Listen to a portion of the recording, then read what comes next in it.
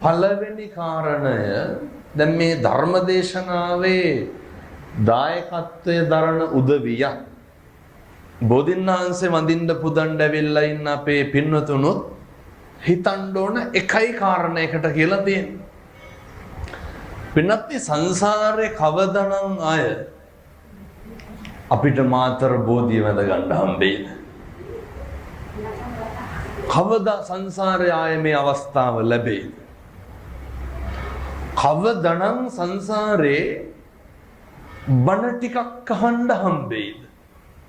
එහෙම සැකයක්වත් නැද්ද? මේ හැම එකක්ම කරන්න පුළුවන් වෙන්නේ පින්නතුනි මිනිස්සු වෙලා ඉපදුනහම විතරයි. පැහැදිලිද මම කියන එක?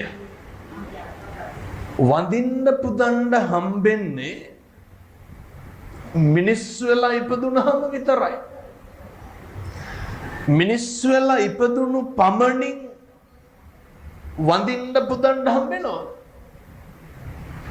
පින්නත් උපදින සේරටම ඇවිදින්න පුළුවන්ද?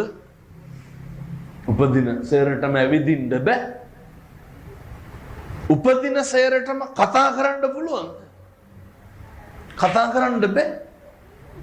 උපදින සේරම අපි වගේ අංග සම්පූර්ණව ඉන්නවද? නැහැ. පින්නතුනේ මිනිස්සු වෙලා උපදින්නේ සංසාරේ කල්ප ගානකින්. එහෙම ඉපදුනහම මේ විදිහේ වාග්යවන්ත අවස්ථාවක් හම්බෙන්නේ බොහොම කාලෙකින්, අතිශය කලාතුරකින්. අපිට පුළුවන් දැන් කට ඇරලා හොඳට නමස්කාර කියන්න බැරිද? ඕක හැමෝටම කියන්න පුළුවන් බෑ. සංසාරේ කවදනම් අය බුදුහාමුදුරුවන්ට නමස්කාර කරන්නද? මතක තියාගන්න. නමෝ තස්ස භගවතු වරහතෝ කියලා කියනකොට මොකක්ද අපිට මතක් වෙන්න ඕන? මගේ බුදුහාමුදුරුවන්ට නමස්කාර වේවා. එහෙමනේ. ඇයි මන් දැන් මේක මෙහෙම කියන්නේ? කවදනම් ආය නමස්කාර කරන්නද බුදුහාමුදුරුවන්ට? මිනිස්සු වෙලා ඉපදුණු පමණින් ඕක කරන්න පුළුවන්ද? ඒකට කතා කරන්න පුළුවන් වෙන්න එපා. මිනිස්සු වෙලා ඉපදුණු පමණින් බෝධින් වහන්සේ ඉස්සරහින් වාහනේ යනකොට අත් දෙකක් අහුවෙනවද? ඒකට මිනිස්සු අන්දගොළු බිහිරි කොර නැතුව උපදින්න ඕන. ඒකට කොච්චර භාග්යක් තියෙන්න ඕන? සංසාරේ කවදනම් බුද්ධං සරණං ගච්ඡාමි කියලා කියන්ට මතක තියාගන්න. බුදුන් සරණ යන්න තියෙන්නේ. ධම් සරණ යන්න තියෙන්නේ. මහා සංඝයා සරණ යමි කියලා පතන්න අදිෂ්ඨාන කරන්න තියෙන්නේ. මනුෂ්‍යාත්ම භාවයේ විතරයි. මෙහෙම දේශනා කරන්න හේතුව පින්නතුනේ සංසාරේ හැම එකක්ම ප්‍රාර්ථනා කරන්න ඕනේ. සංසාරේ හැම එකක්ම අදිෂ්ඨාන කරන්න ඕනේ. අපේ බෝධිසත්වයෝ කොච්චර අදිෂ්ඨාන කරාද? දැන් බලන්න අර අන්තිම ආත්ම භාවයේ සිද්ධාර්ථ බෝධිසත්ව ආත්ම භාවයේ තුල ඒ හැම කතාවක්ම පූර්වාපර ගලපනකොට යශෝදරාව හිටියේ නැද්ද? යශෝදරාව හිටියා. හැම ආත්මෙකම වගේ රාහුල කුමාරයා ඉඳලා නැද්ද? හිටියා. ඇසල පුරපසළොස්වක් පොය දවසේ මධ්‍යම රාත්‍රියේ අපේ බෝධිසත්වයන්ට සසර ගනුදෙනුව ඉවර කරන්න කාටද කතා කරේ? චන්නෑමතියට කතා කරන්නේ. චන්නෑමතියට කතා කරා. චන්නට කතා කරන්න අභිනිෂ්ක්‍රමණය කරන්නට චන්න එක්ක කොච්චර සංසාරෙන්ද ඇද්ද? පැහැදිලිද මම මේ කියන එක? කතා කරලා චන්නට කියනවා අපේ බෝධිසත්වයෝ කවුද සූදානම් කරගන්න කියන්නේ? කන්තක ලෑස්ති කරන්න. ඒ මාලිගාවේ කොච්චර අශ්වයෝ ඉන්නද? සංසාරේ කොච්චර පතන්නද කන්තක? කල්ප ගානක් සිද්ධාර්ථ බෝධිසත්වයෝ එක්ක මේ ගමනාව චන්නට කියනවා අපේ බෝධිසත්වයෝ කන්තක ලෑස්ති කරගන්න. ලක්ෂ ගානක් අශ්වයෝ ඉන්නකොට ලෑස්ති කරගන්න. එදා ඉපදෙච්ච රාහුල කුමාරයා දාල් නිරංජනාව නදිය ගාවට ආවට පස්සේ ගංගාවේ වතුර කන්තක මොකද කරන්නේ? බෝධිසත්වයෝ චන්නමැතියයි පිට උඩ තියාගෙන නිරංජනාව තරණය කරනවා. කොච්චර සංසාරේ කන්තකෙන්ද ස්වාමියා කොට තකාගෙන අපේ බෝධිසත්වයෝ. මම මේ කරුණ මෙහෙම දේශනා කරන්නේ විමුක්තිය හොයන එක පටන් ගන්න ඕන කොහෙන්ද? ඒක මාතර බෝධියෙන් පටන් ගත්ත හැකිද? විමුක්තිය හොයන එක පටන් ගන්න ඕන ගෙදරින්. පවුල පන්සල වගේ තියෙන්න ඕන පින්නතුනේ. පවුල පන්සල වගේ පතණ්ඩ කොච්චර ආද මෙතන දොහොත් මුදුන් දෙන්න ඇද්ද? ඒක මාතර බෝධින්නාසයට කරන්න පුළුවන් එකක්ද? ඒක කවුද කරන්න ඕන? ඒක අපි කරන්න ඕන. අපි ඇවිල්ලා කොච්චර මොතන දොහොත් මුදුන් දුන්නත් වැඩක් තියනවද? මගේ දරුවෝ කියන දේ අහන්න ඕන කියලා. කියනව නේද? මගේ ස්වාමියා යහපතක් කරලා දෙන්න කියලා කියනවා.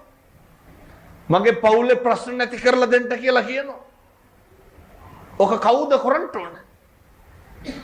ඒක අපි කරන්න ඕන. අපි කරන්ට නම් මොකක්ද බුදුහාමුදුරුවෝ ඉගැන්වුවේ? ඉන්නේ සුධර්මයේ හැසිරෙන්න ඕන. එතකොට ධර්මයේ විසින් ආරක්ෂා කරනවා. මතක තියාගන්න. කන්තක නේරංජනාව තරණය කරලා බෝධිසත්වයෝ චන්නයි එගොඩින් තිබ්බට පස්සේ අපේ බෝධිසත්වයෝ ආභරණ ටික ගලව චන්නගේ අතට දෙනවනේ. මේවා ඔය ඇත්තෝ මේ වෙනකොට ඕන තරම් අහලා ඇති. ආභරණ ටික දෙනකොට කන්තක දන්නව මොකක්ද? ස්වාමියා ආය එන්නේ නැහැ. සංසාර ගනුදෙනුවේ අප්‍රමාණ කල්ප ගණනාවක් ස්වාමියා පතාගෙන ආපු කන්තක ක්ලාන්ත වෙනවා. ඒ ක්ලාන්තෙන් පස්සේ දෙවෙනි පාර කන්තක ඔළුව උස්සනකොට පින්නතුනේ බෝධිසත්වයන් වහන්සේ හිස මුඩු කරලා ඉවරයි. කසාවත් දරලා ඉවරයි. කන්තකගේ පපුව පැලිලා මැරෙනවා. පපුව පැල්ලා මැරෙනවා. මේ සසර ගනුදෙනුව ළඟා කරගන්න විමුක්තිය දැකගන්න අපිට තියෙන්න ඕනේ බෝධින් වහන්සේ ළඟට ඇවිල්ලා ප්‍රාර්ථනා කරන්න ඕන මොකක්? බෝහාමුදුරුවනේ මට හොඳ මිනිස්සෙක් විදිහට ජීවත් වෙන්න ශක්තිය දෙන්න. අදිෂ්ඨාන කරන්න. ගෙවල් වල ඉන්නකොට තියෙන්න ඕනේ පින්නතුනි මේ පවුල පන්සල වාගේ. පැහැදිලිද මම කියන එක? පවුල පන්සල වගේ තියෙන්න ඕනේ. කොහොමද පවුල පන්සල වගේ තියාගන්නේ? ඔය මංගල සූත්‍ර ඉස්සරළම බුදුහාමුදුරුවෝ මොකක්ද උගන්වන්නේ? අසේවනාච බාලාන. ජීවිතේ පුරුදු වෙන්න බාලයෝ ආශ්‍රය කරන එක නවත්තන්න. කියමු බලන්න. වෙච්ච තරමක් ප්‍රශ්නයක් වුණා නම් උනේ කවුරු හින්දාද? අපි ගැන හිතලා ගත්ත එකදු තීරණයකටවත් ප්‍රශ්න ඇති වෙලා තියෙනවා. අපි ගැන හිතලා කවදාවත් නැහැ. ඒවා බොහොම අඩුයි. ජීවිතේ මිනිස්සු පුළුවන් තරම් විදිහට පසුතැවිලි වෙන්න, මිනිස්සු විඳවන්න. කියමු බලන්න, පෞල් සංස්ථාවෙන් පිට තියෙන ගැටලුව ජීවිතේ එක කරගන්න ඕන තමන්ගේ පවුල. ජීවිතේ එක වෙන්න ඕනේ අම්මා තාත්තා බිරිඳ දරුවෝ ස්වාමියා. අපිට ඔය ටික එක වෙලා තියෙනවා. අපි හැම එකක්ම ලොකු කරගන්නවා, පවුල දෙකට දාගන්නවා. මේ නම්මලා තාත්තලා කවුරුවත් මම ඇහුවොත් එහෙම මතුමත්තේ පතනවද බිරිඳ ස්වාමියා? මට නිවන් දකින්නකම් මගේ බිරිඳ හම්බෙන්න ඕන කියලා කියනවා. නිවන් දකින්නකම් මගේ ස්වාමියාම මට ලැබෙන්න ඕන. අත් පුද්ගලික හැමෝත් එහෙම කියයි හාමුදුරුවනේ. අර නෑ වෙච්ච දෙයට කරන්න දෙයක් නැතුව ඉන්නේ කියලා. පුළුවන් ද විමුක්තියක් පතන්න දැන්. මරණකම් ගිනි ගන්න එකනේ කරන්නේ. ගෙවල් වල සැනසීම තියනවද? දැන් කාගෙන්ද මේ සැනසීම හොයන්න ඕන? ජීවිතේ හෙට ඉඳන් පුරුදු වෙන්න. සැනසීම අනුන්ගෙන් හොයන්න එපා. සැනසීම අපි ගාව තියෙන්න ඕන එක. ඒකයි බුදුහාමුදුරුවෝ ඉගැන්නුවේ බාලය ඇසුරු කරන්න එපා. කවුද අපේ ජීවිතේට මේ පැතිවල නම් නැතුවත් ඇති. අපේ යාළුවෝ නැද්ද අපිත් එක්ක අනෙක් අය ගැන කියලා කියන? අනෙක් ගැන ගතු කියන උදවිය නැද්ද අපිත් එක්ක? අවදාවත් ඇසුරු කරන්න එපා. කවුරු හරි හම්බුනහම අනෙක්ගේ වැරද්දක් කියන යාළුවෙක් නැද්ද අපිට? අනෙක් විවේචනය කරන්නේ නැද්ද අපිත් එක්ක? වෙන මොනවාද කතා කරන්නේ අපි අනුන් විවේචනය නොකර? ඕකමයි කතා කරන්නේ. කවදාවත් ඒ මිනිස්සු ඇසුරු කරන්න එපා. අනුන්ගේ වැරදි අප්‍රමාණ විදිහට විවේචනය කරන උදවිය. ඇයි මම මෙහෙම දේශනා කරන්නේ? එයත් අන්ට බොහොම තප්පරයකට අඩු කාලයක් ගත වෙන්නේ ඊළඟට අපි විවේචනය කරන්න. ජීවිතේ පුරුදු වෙන්න. පින්නතුනේ, ගෙදර ඉන්නකොට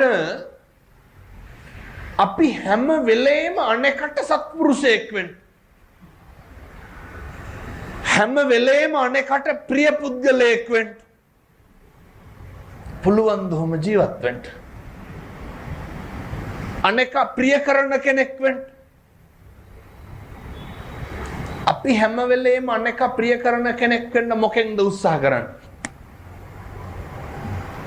ප්‍රිය කරන කෙනෙක් වෙන්න ඕන කරන ගුණාංග අපි ගාව නැති වුණාම අර බරු යම් සෝබන දේවල් වලින් මිනිස්සු පෙන්වන්න යනවනේ. මම ඔය කොළඹ පැත්තේ ගෙදරක ධර්මදේශනාවකට වැඩියා. එහි හිටියා බල්ලෝ 13ක් විතර. අර ලොකු බල්ලෝ. මං ඇහුවා මොකටද හදන්නේ? එකෙක් දෙන්නෙක් නම් කමක් නැහැ නේ. ඒ කියන්නේ ආසාවට කැමැත්ත 13. නෑ හාමුදුරුවනේ එතකොට හොඳයිලු. මොකක්ද හොඳේ? කවුරුවත් එන්නේ නැලු ගෙදරට මෙහෙම ලැබුවාම. ඔකට ඉතින් අර ගේට්ටුව ලොක් කරගත්තා නම් ඉවරනේ. බල්ලෝ 13ක් හදන්න ඕනද? නෑ හාමුදුරුවනේ ගේට්ටුවත් ඇරලා තියෙන්නේ. ඇයි ඒ? නෑ අර කවුරු හරි එන්න හදනකොට බල්ලෝ බුරනවලු සද්දෙට. එතකොට අර මනුස්සයාට චූන් වෙනවා. මේ බල්ලෙක් බුරපුවාම මිනිස්සු එහෙමයි. මිනිස්සු සත්තුත් හදන්නේ මොකේද? ජීවිතේ පුරුදු වෙන්න. අනෙක්ගේ අවධානය ගන්නට පුළුවන් ද යහපතේ හැසිරিলা? බෑ. බෝධින්නාංශ ළඟ වඳින කට්ටිය දිහා බලාගෙන හිත හදාගෙන යනවද කවුරුව? බීලා කෑ ගහන්නකො. අවධානයෙන් නැත්. හොඳ දේවල් කරන එක හරි අමාරුයි. හොඳ දේවල් කරලා අවධානය ගන්න එක හරි අමාරුයි. ගෙවල් වල පොඩි උන් බලන්නකො. අම්මලා තාත්තලා කියනව නේද හාමුදුරුවනේ එපා කියන එකමයි කරන්නේ කියලා. කියන්නේද? අපි කියන්නේ එපා කියන එක විතරයි. අවධානය එන්නේ මොකක් කරනකොටද? එපා කියන එක කරනකොට විතරයි. අම්මා තාත්තා කවදාවත් අගය කරනවද හොඳ වැඩක් කරනකොට? ඒකට අවධානය එන්නේ නැහැ. හැම තැනම එහෙමයි. ජීවිතේ පුරුදු වෙන්න. ඒව ගැන බලාපොරොත්තු තියාගන්න නැතුව අනේකට හොඳ සත්පුරුෂයෙක් වෙන්න. කොහොමද පින්වත්නි සත්පුරුෂයෙක් වෙන්නේ? මේවා මේ හෙට ඉඳන් පුරුදු වෙන්න. හෙට ඉඳන් ප්‍රගුණ කරන්න. දැන් මේ අම්මලා තාත්තලා හිතාගෙන ඉන්නේ ලබනාත්මේ කවුරු වෙලා උපදී කියලාද? එහෙම සැකයක්වත් නැද්ද? ඔයත් නිට්ටාවටම කියයි හාමුදුරුවනේ එහෙම මේ කියන්න අපරාධ එහෙම වැරද්දක් නම් කරලා නැහැ. අපි අතින් එහෙම ලොකුවට කාටවත් වැරද්දක් වෙලා නැහැ. නරක තැනක නම් උපදින්න හේතුවක් නැහැ. එහෙමනේ නේ. මතක තියාගන්න. බුදුවරු උගන්වනවා දේශනා කරනවා පින්නතුනේ මේ මිනිස්සු වෙලා උපදින එක මේක හරි දුර්ලභයි. මේක හරි කලාතුරකින් සිද්ධ වෙන කටයුත්තක්. කලාතුරකින් මිනිස්සු වෙලා ඉපදුනහම හැම වෙලේම පුරුදු වෙන්න කල්යාණ මිත්‍ර ඇසුර පවත්ව ගන්න. හැම වෙලේම පුරුදු වෙන්න මේ යහපත් උදවිය ඇසුරු කරන් ජීවිතේ පුරුදු වෙන්න ඕන පින්නතුනේ පිදිය යුතු පුදන්න. දැන් මම මෙහෙම කියනකොට ඔය ඇත්තන්ට මෙලෝ දෙයක් තේරෙන්නේ නැතුව ඇති. එක හෙට ඉඳන් පටන් ගන්න. ඔය අපි දැන් ගමුකෝ බිරිඳයි ස්වාමියයි නේ ජීවිතේ ළඟින් ඇසුරු කරන සත්පුරුෂෝ දෙන්න. එකටම කල්යාණ මිත්‍රයෙක් වෙන්න ඕන කාටද? සමහර දරුවෝ ඉන්නවා දෙමව්පියෝ කියනවා හාමුදුරුවනේ ගමට නම් හොඳයිනේ. එහෙම කියනවනේ. යාළුවන්ට හොඳයි. ඒ වුණාට ගෙදරට නම් කිසි වැඩක් නැහැ. සමහර ස්වාමි පුරුෂයෝ ඉන්නෝ හාමුදුරුවනේ අපිත් එක්ක බත් ටිකක්වත් කන්න වෙලාවක් නැහැ. ඒ වුණාට ගමට බෝධිසත්වයා. ඔක හදාගමු. ජීවිතේ පුරුදු වෙන්න ඕනේ. මම දන්නවා ඔය සමහරක් ගෙවල් වල ඔය අපේ අම්මලා අහනව නේද? ඔය කෑවද කියලා අහනව නේද? කියලා අහපුවම මොකද්ද දෙන්න ඕන උත්තරේ? එක්කෝ කෑවා. ඒක නැත්තම් නෑ. එහෙම නෙනේ. තාත්තලා කොහොමද කියන්නේ? මේ පැතිවල නම් එහෙම නැතුව ඇති. මම කියන්නේ බොහෝ පැතිවල මම මේ කියන විදිහ. ඔය අපූර්වට කියනව නේද ඔය? තෝ දැක්කේ නැද්ද මං කෑවද නැද්ද කියලා? කාටද කියන්නේ? ගෙවල් වල දරුවන්ගෙන් අහන්නකො. දරුවෙකුට කියන්න පුළුවන් ද දෙපාරකට වඩා කණ්ඩ කියලා? අර බල්ලෝනාවන්ට එක්කනවා වාගෙන කණ්ඩ කියන එක. හේතුව ලේ කෝප වෙන්නේ නැද්ද මේ කණ්ඩ කියලාම? ලේ කෝප වෙන්නේ නැද්ද රෙදි පිළි හින්දාම? ගෙදර මිනිස්සු හින්දාම ලේ කෝප වෙන්නේ නැද්ද? පවුල පන්සල වගේ තියෙන්න ඕන කොට කොහෙන් නිවනක්? පැහැදිලිද මම කියන්නේ? බුදුහාමුදුරු උගන්වපු ප්‍රධාන අකුසල මුල් තුන මොනවාද?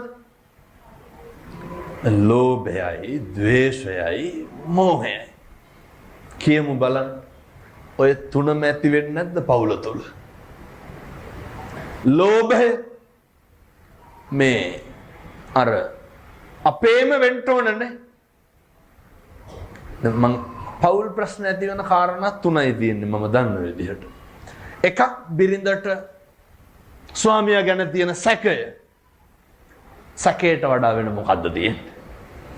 අනිත් එක ස්වාමියාට බිරිඳ ගැන තියෙන සැකය. එහෙම නැත්තම් මේ තියෙන බේබදුකම වෙන මොකක්? අනිත් ඒවා ඉතින් ඔය පොඩි පොඩි කටම් මටම් ඇති වෙන ඒවනේ. ඒ වගේ දුරදිග යන්නේ නැහැ. පවුල් නන්නත්තර වෙන්න බලපාන කරුණු තුන. පින්නතුනේ එහෙම ඇති වෙන්නේ ඔය සැකය මොකක් මතද අවිනාශ වෙන්නේ? දේශය හටගත්තාම.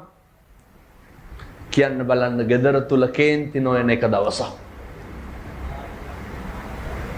උන්වහන්සේ උගන්වපු මේ දේශය කියන එක නැති කරගන්න ඕන gedara තුලින්. දැන් බලන්න. ඒකට මොකක්ද කරන්න ඕන? යහපත් බිරිඳක් පතන්න ඕන. යහපත් ස්වාමි පුරුෂයෙක් ප්‍රාර්ථනා කරන්න ඕන. යශෝදරා බෝධිසත්වයන් වහන්සේ අභිනිෂ්ක්‍රමණය කරාට පස්සේ පින්නතුනේ දැනගත්ත බෝධිසත්වයෝ එක වේලයි වළඳන්. යශෝදරාව මොකද කරේ? එක වේලයි ආහාර ගත් බෝධිසත්වයෝ හිස මුඩු කරලා යශෝදරා හිස මුඩු කරා. බෝධිසත්වයන් වහන්සේ මේ සලු පිළි ආභරණ අයින් කර යශෝදරත් කසී සලු අයින් කර සංසාරේ කොච්චර පතන්නද? ඒ කොච්චර අයින් කරලා පතාගෙන ආවත් පින්නතුනි මම මේ බොහොම වැදගත් කාරණයක් දේශනා කරන්නට යන්නේ. අපි ගාව නැති මේවා බොහොම පුංචි දේවල්. මතකද සිද්ධාර්ථ බුදුරජාණන් අපේ බුදුහාමුදුරුවෝ මගේ තථාගතයන් වහන්සේ කිඹුල්ලත් නුවරට වැඩියට පස්සේ යශෝදරා දේවියගේ කුටියට බුදුහාමුදුරුවෝ වැඩියද බුදුහාමුදුරුවෝලා ගාවට යශෝදරා ආවද?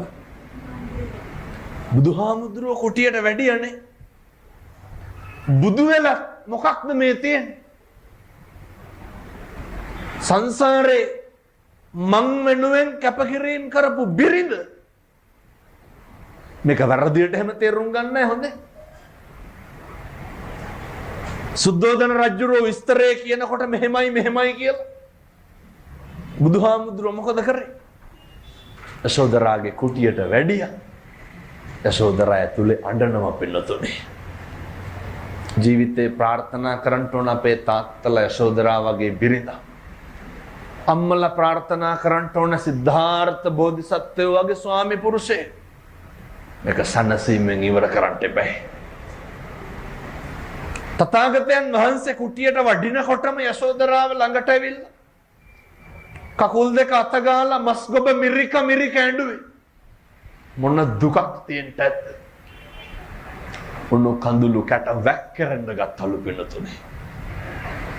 සංසාර ගනුදෙනු බැඳීම ඉවර කරන්නට යන. වැළඳ ගන්නවා කියන එක ඕක අපේ ගෙවල් වල තියනවද? පින්නතුනේ පෙරම් පුරලා පතාගෙන ඇවිල්ලා නිවන් දකින ආත්ම භාවෙත් යශෝදරා මොකද්ද කරේ? බුදුහාමුදුරෝ ස්පර්ශ කරා. කකුල් දෙක අල්ලගෙන වැන්ද නිකං කතා කරන කොටයි ඔළුව අත ගාලා කතා කර නිකං කියනවට කරලා බලන්න කොහෙට ඉඳ ජීවිතේ පුරුදු වෙන්න. මම මෙහෙම දේශනා කරන්න හේතුවක් තියෙනවා පින්නතුනේ. දැක්කද අර ප්‍රවෘත්ති වලට ඊයේ යටිනුවර ප්‍රාදේශීය සභාවේ විපක්ෂ නායක මගේ හොඳ මිත්‍රයා මං හරි ලෙන්ගතු ඇසුරු නිසුරු කරපු කෙනෙක් මටත් ඇස් සදා ගන්නට බැරි වුණා. බිරිඳටයි දරුවටයි නිදි පෙති දෙනවනේ. මොකක්ද එතන වැරදිලා තියෙන්නේ? ඇසුරමයි පින්නතුනේ. ඇසුර වැරදුනොත් මුළු සසරම වරදිනවා. ඊට පස්සේ චූටි දුවටත් පෙති දෙකක් බොන්නද කියනවා. ඒ තාත්තත් දුවගේ බෙල්ල මිරිකණ්ඩ ගිහිල්ලා දුව ඇස් අරිනකොට තාත්තා අඬනවා. ඇඬෙන්නේ නැද්ද තාත්තලාට? මොන්න තරම් පීඩනයකින් අර බෙල්ල මිරිකණ්ඩ යන්නේ නැද්ද? ඒක දාලා ගිහින් තමයි බෙල්ල වල දාගන්නේ. ලෙයින් මසෙන් ජාතක කරපු දුවගේ බෙල්ලට අත් දෙක යනකොට ඒ මිනිස්සයා මොන පීඩාවකින් ඉන්නද? මේවා අපිට අහන්නවත් පුළුවන් දේවල්. ඒ මල කඳන් තුන මාන් ගෙදර සාලේ තියනවා ගොඩ ගහලා. එක තප්පරයක් මිනිස්සු වෙසන්ට පුරුදු වෙලා හිටියන මේක එන්න ඕන ප්‍රගුණ කරන්න ඕන කොහෙද? ගෙවල් වල ප්‍රශ්න කතා කරන පුරුද්දක් නැහැ. තියනවද අපේ? මිනිස්සෙකුට කතා කරන්න බෑ ප්‍රශ්නයක් හින්දානේ. අර කියනව නේද? කතාවත් කරන්න බෑ මේ දවස්වල කේන්තියෙන් ඉන්නේ කියලා. මොකටද පින්නතුනි කතා කරන්න බැරි? ඇයි මිනිස්සුන්ට ගෙවල් වල වැළඳ ගන්න බැරි? ඒවා ප්‍රශ්න කියන ඒවා තුනී වෙන්නේ නැද්ද? ජීවිතේ පුරුදු වෙන්නකො කතා කරන්න ඉස්සරලා. මේ අම්මලාට තාත්තලාට කවද්ද මතක මම මගේ ස්වාමි පුරුෂයා මම මගේ බිරිඳ මගේ දරුවෝ වැළඳ ගත්ත දවසක් තියෙනවද? හරි ආදරෙන්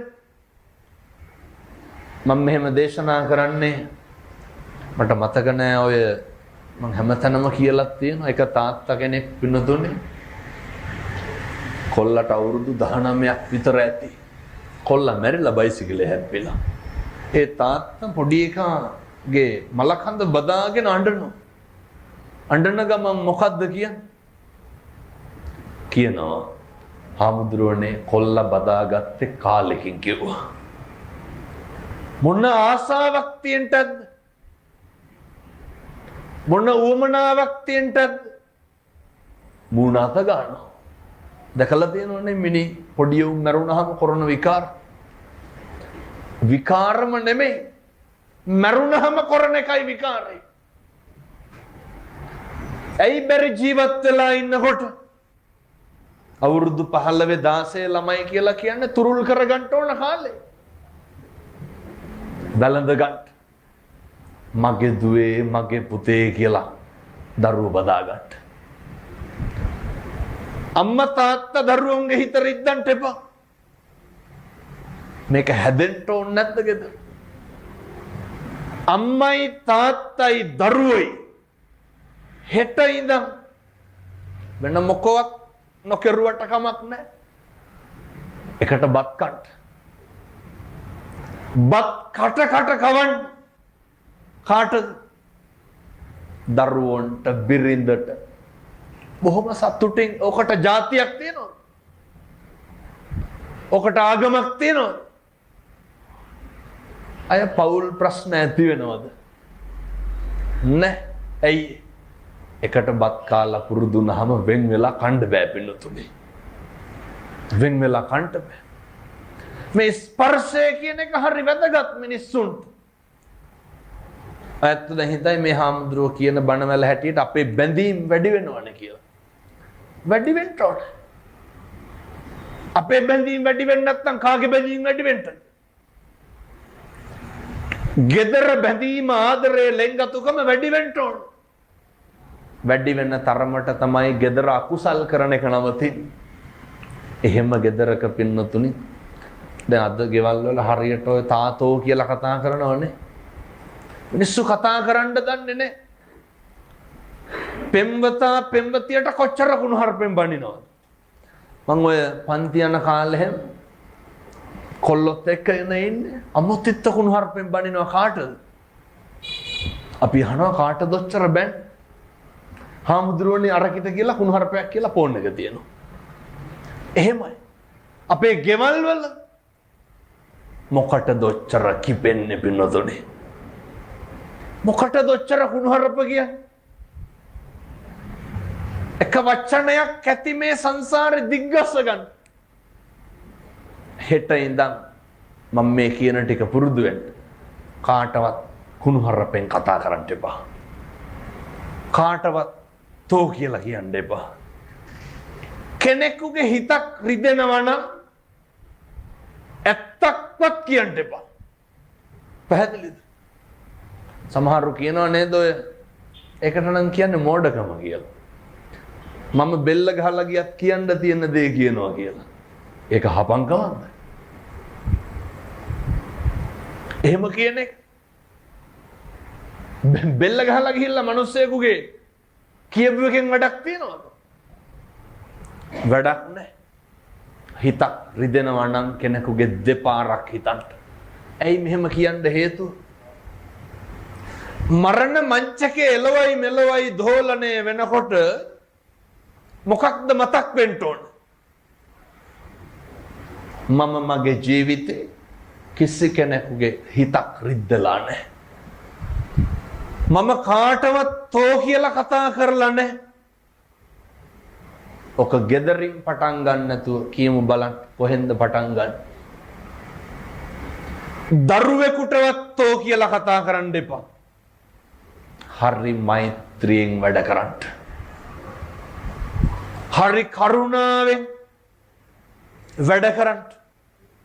ඔය අර ගෙවල් වල තියෙනව නේද නැන්දම්මලේලි ගස්ටනේ.